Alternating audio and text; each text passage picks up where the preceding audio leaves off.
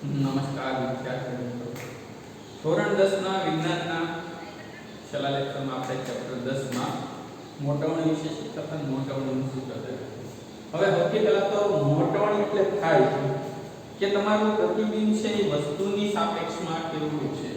Simple વસ્તુ. મોટવણી એટલે શું થાય કે તમારું પ્રતિબિંબ છે એ તમારી વસ્તુની સાપેક્ષમાં કેટલું છે કેવડું છે એને મોટવણી કહેવાય. એટલે મોટવણી એટલે m બરાબર છે h ડેશ ના છેદમાં h. મોટવણી m બરાબર છે h ડેશ ના છેદમાં h. અને બીજું એક સૂત્ર આપણે લખ્યું માઈનસ b બાય કે ત્રિકોણ a dash b dash p અને બીજો ત્રિકોણ abp. આ બે ત્રિકોણ એક સમરૂપ ત્રિકોણ છે. સમરૂપ ત્રિકોણ હોય એટલે a ડેશ b ડેશ ના છેદમાં ab બરાબર b ડેશ p ના છેદમાં b. h ડેશ ના છેદમાં h બરાબર માઈનસ b ના છેદમાં માઈનસ c. આ માઈનસ માઈનસ પ્લસ અને આ માઈનસ એટલે આ થઈ જશે e મૂકી. તો આ અરીસાના મોટવણીનું સૂત્ર છે. યાદ રાખજો બરોબર. લેન્સમાં પાછું અલગ આવશે સૂત્ર. એટલે લેન્સમાં ખ્યાલ હશે ત્યાં હું તમને પાછો કેસનું અલગ આવે. એક જ નિશાનીનો ફેર આવે. આમાં માઈનસ અને પ્લસ બાકી બધું સમાન આવે પણ તોય આપણે યાદ રાખવાનું છે. તો આ વાત હતી અરીસાની. કેવા અરીસા? ગોળીય અરીસા અથવા તો અંતર્ગોળ અરીસાની મોટવણીનું સૂત્ર થાય છે m બરાબર minus b by u. m બરાબર થાય માઈનસ b બાય u. બીજું એની મોટવણીનું સૂત્ર h ડેશ ના છેદમાં h આવશે.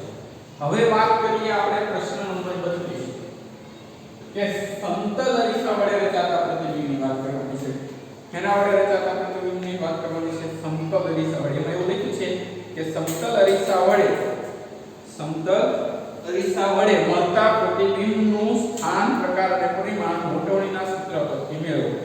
એની માટે એની આકૃતિ કલા પરથી મેળવો માટે આ આપણો સમતલ અરીસા છે, કાચ. હવે રીતના સીધો ભાવમાં. હવે કાચ છે ને ધ્રુવ ને એવું કઈ ન હોય. પેલા તો યાદ રાખવાનું. કાચ ને ધ્રુવ કે એવું કઈ હોય નહીં. પણ આપણે કરી શકીએ કઈ રીતના? એમ બરોબર કેન્દ્રનો ભાગ હોય એટલે ધ્રુવ આની એમ કારણ કે એના ગોળાઈ ન હોય તો આ એનું મુખ્ય અક્ષ થશે. આમ થશે એની મુખ્ય અક્ષ થશે ને આપણે એવું રાખી શકીએ. આમ છે મુખ્ય અક્ષ. હવે અહીંયા વસ્તુ મૂકેલી છે આપણે a b. તો મુખ્ય અક્ષને સમાંતર કરાવવાનું કામે મુખ્ય કેન્દ્ર નથી થશે. પણ બે અનંત અંતરે હોય. આની વક્રતા ત્રિજ્યા અનંત હોય અને કેન્દ્ર લંબાઈ કેટલી હોય? અનંત. શું કામ? કારણ કે એની ગોળાઈ હોય નહીં. જો જેમ ગોળાઈ વધારે એમ ત્રિજ્યા ઓછી. જેમ દૂર જતા જાય ત્રિજ્યા વધતી જાય, ગોળાઈ ઘટતી જાય. તમે આ સમજી શકો આવી રીતના. જેમ દૂર જતા જાય ત્રિજ્યા વધતી જાય અને ગોળાઈ ઘટતી જાય. એટલે વક્રતા એની ઉપર નક્કી થાય. તો આમાં તો વક્રતા કઈ છે નહીં. વક્રતા 0 એટલે ત્રિજ્યા કેટલી હોય? અનંત. અને કેન્દ્ર લંબાઈ કેટલી થાય? અનંત. એટલે આ કિરણ થીટા ખૂણા પરથી વિનાય રીતે કરાવવાનું થશે. બીજું એક કિરણ મુખ્ય અક્ષને પી થીટા ખૂણા પર કિરણ થીટા ખૂણે પરાવર્તન. આ પદ કોણ પરાવર્તન કરો રેડ. હવે તમે જોઈ શકો એનું પ્રતિબિંબ જો આ વાસ્તવિક કાંઈ ભેગા નથી થતા. આ કિરણમાં આગળ વધી જાય. આ કિરણ અને પાછળ લંબાવવામાં આવે. ક્યાં લંબાવવામાં આવે? પાછળ લંબાવવામાં આવે. એનું પ્રતિબિંબ અહીંયા તમને મળશે a ડેશ b ડેશ. શું મળશે પ્રતિબિંબ? a dash b dash. અને આ ઊંચાઈ h ડેશ. આ વસ્તુ અંતર u, આ પ્રતિબિંબ અંતર b. આ માઈનસ અને આ પ્લસ. વસ્તુ અંતર કેવું હોય? માઈનસ હોય. પ્રતિબિંબ અંતર કેવું હોય? પ્લસ. તો આટલું રેડી. શું કર્યું? આ અરીસો, આ mn નો દર્પણનું, આ p, આ અક્ષ, આ વસ્તુ, આ સમાંતર કિરણ ઇનાઈ રસ્તે પાછો આવશે. આ થીટા ખૂણા પર તો આગળ વધારો અને પાછળ વધારો એટલે અહીંયા ભેગા થાય છે. એટલે આવી વસ્તુ મળે છે. આવી રીતના આપણે આકૃતિ દોરીએ. હવે આની ઉપરથી આપણે એવું કહી શકીએ કે વસ્તુની ઊંચાઈ અને પ્રતિબિંબની ઊંચાઈ કેવી છે? સમાન છે. એટલે કે h ડેશ બરાબર h. એટલે મોટવણી m બરાબર h ડેશ ના છેદમાં h એટલે 1 મળશે.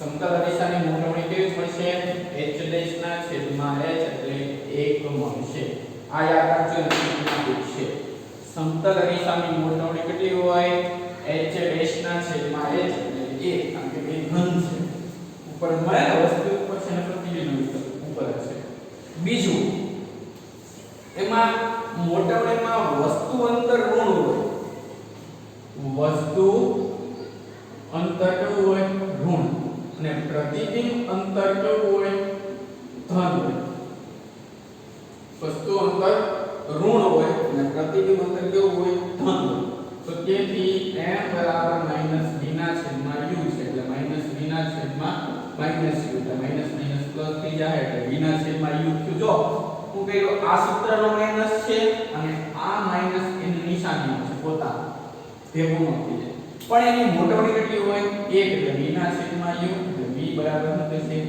u આમ એનું પ્રતિબિંબ આભાસી હોય ચત્તુ હોય એની જેવડું હોય આભાસી કામ હોય કારણ કે મોટવણી એક ધન મળે છે ચત્તુ છે આભાસી હોય હંમેશા ચત્તુ હોય એની જેવડું કામ મળે છે કારણ કે મોટવણી 1 છે બીજું કે v બરાબર u છે એટલે કે અરીસાની પાછળ વસ્તુ અંતર જેટલા અંતરે પ્રતિબિંબ મળે એટલે કે વસ્તુ અંતર અને પ્રતિબિંબ અંતર સમાન ખાલી દિશા મૂલ્ય સમાન અહીંથી તમે 2 મીટર દૂર ઊભા હો તો આ અંતર કેટલું થશે 2 મીટર એમસીક્યુ માં પૂછાય છે કે કોઈ છોકરો છે એ કાચથી 2 મીટર દૂર છે તેનું પ્રતિબિંબ કેટલા મીટર દૂર છે અંદર કાચથી તો કાચથી 2 મીટર દૂર છે તમારીથી કેટલા મીટર થાય 2 ને 2 4 મીટર તો આટલું આપણે પાકું કરવાનું છે એટલું જોઈ લો પછી આપણે આગળ સમજીએ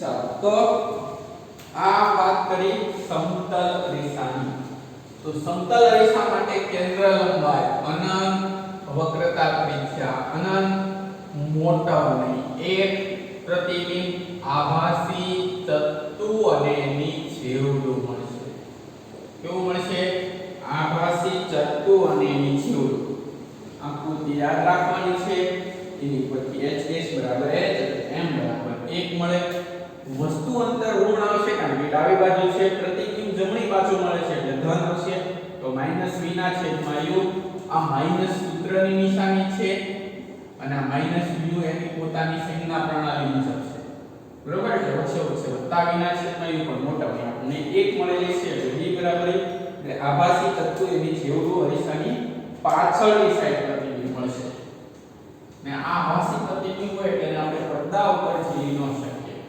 શું કરી શકીએ પડદા પર ઝીલી શકતા નથી એનું મેન કારણ જ આ છે કે આભાસી પ્રતિબિંબ મળે વાસ્તવિક હોય તો એને પડદા ઉપર ઝીલી શકાય કેવું હોય વાસ્તવિક હોય તો એને પડદા ઉપર આપણે ઝીલી શકીએ છીએ હવે એની પછી વાત કરીએ પ્રશ્ન નંબર 33 તો પ્રશ્ન નંબર 33 માં એવું કીધું કે અરીસાના સૂત્ર પરથી સમતલ અરીસાનું સ્થાન કેવી રીતે નક્કી કરશો હવે એમાં એક ખાસ તમારે ધ્યાન રાખવાનું અરીસાનું સૂત્ર આમાં લખેલું છે પરીક્ષામાં નહીં લખ્યું પરીક્ષામાં કહે છે તમને કે અરીસાનું સૂત્રનો ઉપયોગ કરીને સાબિત કરો તો સમતલ અરીસા માટે છે તો સમતલ અરીસા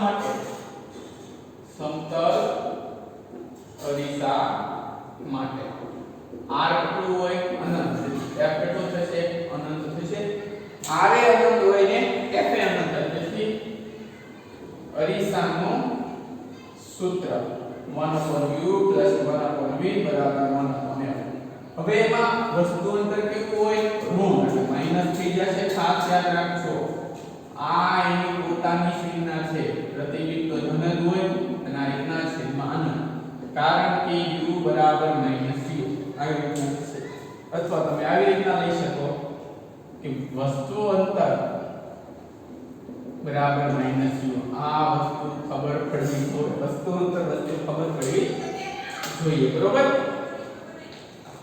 નકર પછી શું થશે કે ખબર નહીં પડે માઈનસ ક્યાં આવ્યો ત્યારથી હવે 1 ના છેદમાં અનંત હોય એનો મતલબ શું થશે 0 ઓછા ઓલી બાજુ જાય તો વત્તા થઈ જશે ક્રોસ ગુણાકાર કરો એટલે u બરાબર શું થશે v એટલે કે વસ્તુ અંતર અને પ્રતિબિંબ સમાન મળશે એટલે સમતલ અરીસાની પાછળની સાઈડ વસ્તુ અંતર જેટલા અંતરે એનું પ્રતિબિંબ મળશે સિમ્પલ છે એટલું બધું કે અઘરું છે નહીં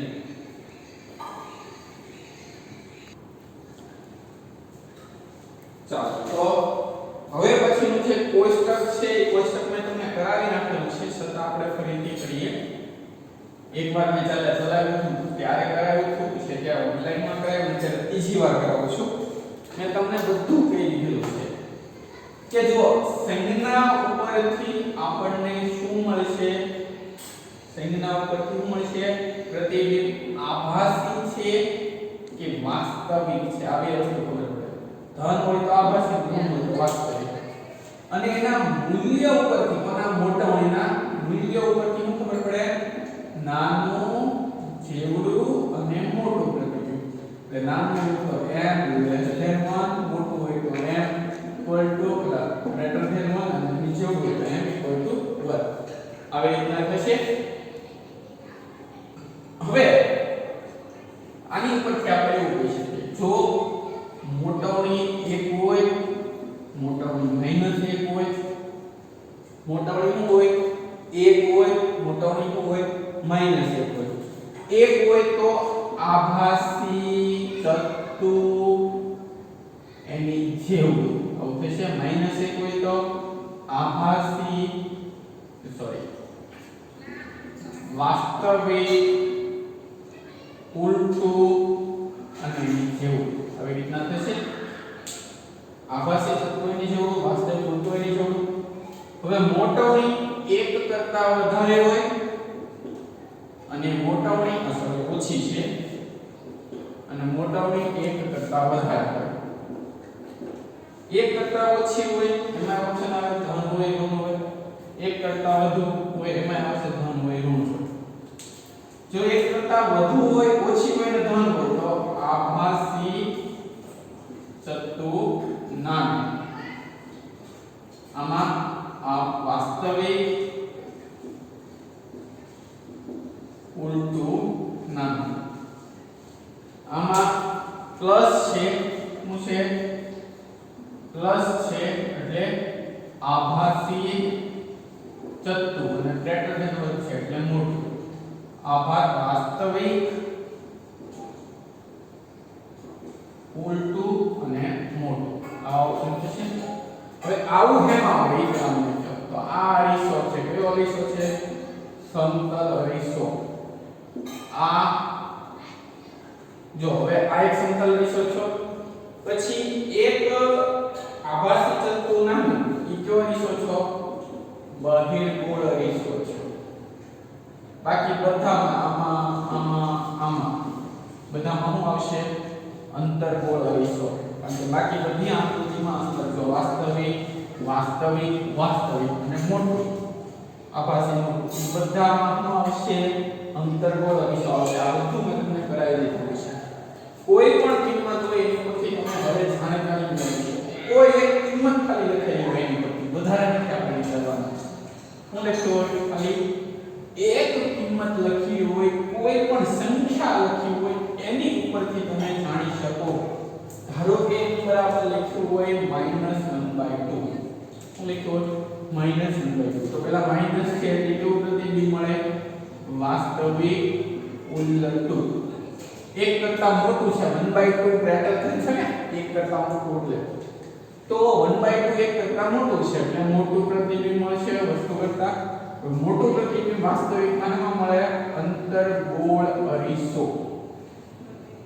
જો એમ કે મોટાઓની 0.5 છે તો પોઈન્ટ ધન છે એટલે આભાસી ચતુ અને નાનું પ્રતિબિંબ મળે આભાસી ચતુ નાની માં મળશે બહિર્ગોળ અરીસામાં મળશે આવી રીતના એમસીક્યુ માં તમને એક માર્કનો પ્રશ્ન પૂછાશે બરોબર એટલા માટે આપણે કોષ્ટક આખું ફરજિયાત કરવાનું છે બરોબર કોષ્ટક આપણે આખું સમજીને કરવાનું છે બહુ વધારે મગજ નથી દોડાવવાનું મેં તમને આની પહેલા કીધું છે કે આટલું યાદ રાખવાનું સમતલ અરીસો અને બહિર્ગોળ અંતરમાં આભાસી જેવડું મળશે, બહિર્ગોળમાં આભાસી નાનું મળશે, બાકી બધું અંતર્ગોળમાં મળશે. આભાસી મોટું, વાસ્તવિક નાનું, વાસ્તવિક જેવડું, વાસ્તવિક મોટું. એટલી વસ્તુ ખાસ યાદ રાખવાની છે. આની ઉપર તમને રેશિયો ખબર પડી જાય. એની સિવાય પ્લસ માઈનસ પરથી નિશાની ખબર પડી જશે. એમાં કઈ બહુ બધું છે બરોબર. હવે દાખલા નંબર 34 છે બરોબર. પ્રશ્ન નંબર 34 છે. 32 સેમી ત્રિજ્યા ધરાવતા બહિર્ગોળ અરીસાની કેન્દ્ર લંબાઈ શોધો. કેન્દ્ર લંબાઈ બહિર્ગોળ અરીસાની કેવી હોય? અનંત હોય, પણ એને વક્રતા ત્રિજ્યા આપેલી છે. કેન્દ્ર લંબાઈ ગોતવાની છે. એટલે r બરાબર 32 સેમી. એની કેન્દ્ર લંબાઈ f બરાબર શું આવે? 2r/2 એટલે 32 ભાગ્યા 2 એટલે 16 સેન્ટીમીટર. કેન્દ્ર લંબાઈ મળશે 16 સેન્ટીમીટર. બહિર્ગોળ અરીસો છે. કેવો અરીસો છે? બહિર્ગોળ અરીસો છે. એટલે જો અંતર્ગોળ અરીસો કીધો આનો આ દાખલા માં કીધું હોત અંતર્ગોળ તો માઈનસ આવે. યાદ રાખજો બરોબર. આ બહિર્ગોળ અરીસો છે એટલે શું આવશે? પ્લસ આવશે. ચાલો હવે આ તો છેલ્લો ટોપિક છે. 35 નો દાખલા છે. એ વસ્તુ છે ગણી નાખીએ એટલે આપણે નવી વસ્તુ પ્રેક્ટિસ કાલથી વખતે જોવાનું શરૂ કરશું. તો 35 માં છે એમાં એવું કીધું કે એક અંતર્ગોળ અરીસો તેની સામે 10 સેન્ટીમીટર અંતરે રાખેલું વસ્તુ અંતર હંમેશા ઋણ હોય. વસ્તુ અંતર હંમેશા કેવું હોય? ઋણ. એટલે કેટલા લેવાના? -10 સેન્ટીમીટર. એમાં ભૂલ આવે જ છે. વસ્તુ અંતર કોઈની ધન ન હોય એટલે -10 મળશે. અંતરે રાખેલું 3 ગણું મોટું પ્રતિબિંબ વાસ્તવિક પ્રતિબિંબ મળે છે. વાસ્તવિક પ્રતિબિંબ મળે છે. વાસ્તવિક પ્રતિબિંબની મોટવણી હંમેશા ઋણ હોય છે. કેવી હોય? ઋણ. કા ઉલટું પ્રતિબિંબ મળે એટલે m બરાબર -3 છે બરોબર. કારણ કે વાસ્તવિક પ્રતિબિંબમાં હંમેશા મોટવણી ઋણ હોય એટલે ઉલટું હોય એટલે m બરાબર -3 છે. તો પ્રતિબિંબનું સ્થાન નક્કી કરવાનું છે. તો મોટવણી બરાબર શું આવશે? m બરાબર -v ના છેદમાં u એટલે -3 બરાબર -v ના છેદમાં -10. 10 તેરી 30 બરાબર -v એટલે v બરાબર -30 એટલે 30 સેન્ટીમીટર અંતરે મળશે. ક્યાં મળશે? 30 સેન્ટીમીટર અંતરે. માઈનસ એટલે આગળના ભાગમાં, અરીસાના આગળના ભાગમાં 30 સેન્ટીમીટર અંતરે વસ્તુ મળશે. પ્રતિબિંબ મળશે વસ્તુ બરોબર. તો અત્યારે આપણે એટલું રાખીએ. દાખલા 35 પ્રશ્નો પૂર્ણ થઈ છે. આપણે હવે 30મો પ્રશ્ન છે કાલથી શરૂ કરીશું. જેમાં નવો ટોપિક શરૂ થાય છે પ્રકાશનું વક્રીભવન બરોબર. શરૂ થાય છે પ્રકાશનું વક્રીભવન. તો એ આપણે કાલે લઈશું.